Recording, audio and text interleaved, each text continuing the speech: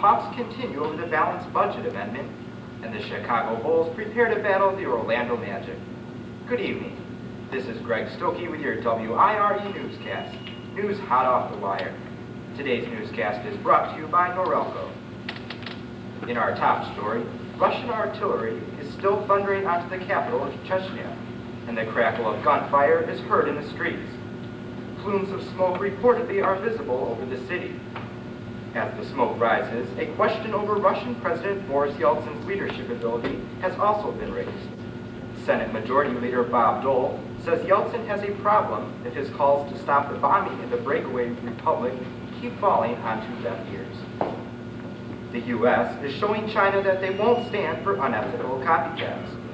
The Clinton administration has threatened to increase import tariffs on Chinese goods. Washington wants China to take action to reduce unauthorized copying of U.S. movies and other so-called intellectual properties.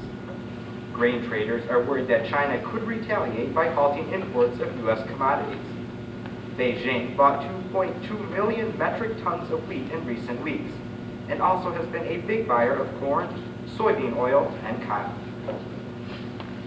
On Capitol Hill, the Republicans and Democrats can't seem to balance the scale. The balanced budget amendment battle moves to the House Judiciary Committee for a hearing. Democrats are demanding that the GOP say how it would cut federal spending if an amendment passes.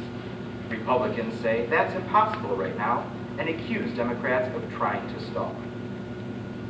John Salvi may feel regretful of his recent shooting spree.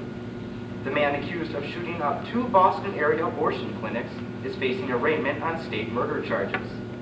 Salvi is charged with killing 2 workers at the clinics, as well as wounding 5 others. He's also accused of shooting at an abortion clinic in Virginia. Commonwealth Edison customers will have to dig a little deeper into their pockets, as the Illinois Commerce Commission is expected to approve a $300 million rate hike for ComEd.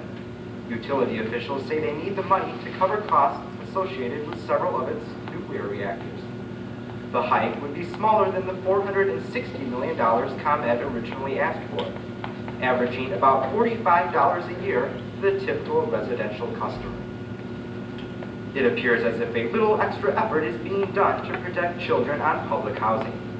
Statistics compiled by the Chicago Housing Authority show that 1994 was a safer year for most children living in the public housing. Only 4 Chicago Housing Authority children under the age of 15 were murdered last year. The year before, the number of CHA children killed was 10, and in 1992, it was 14. Weather and sports after a word from our local sponsor. Norelco raises the standards of shaving by cutting below the skin. It sounds incredible because it is. Norelco can actually shave below skin level in complete comfort. How is this possible? With Norelco's patented lift and cut system. The result is an incredibly close shave. Floating heads contribute to an incredibly comfortable shave. Put the Norelco shaver to the test and experience the highest standards of shaving. For both men and women, Norelco makes close comfortable. The Chicago Bulls are hoping to do a few of their own magic tricks as Orlando comes to the United Center with the best record in the NBA.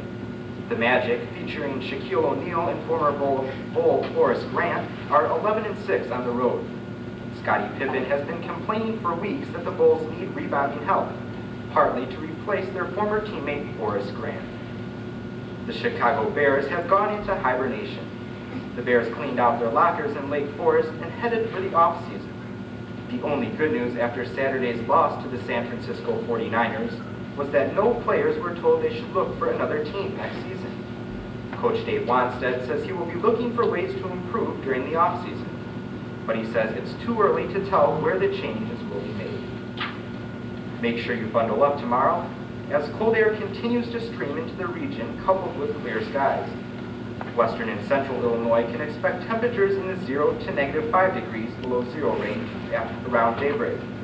Winds will be from the west at 10 miles per hour, producing wind chill readings in the -15 to -25 degree range. This has been Greg Stokke with your WIRE newscast, news hot off the wire.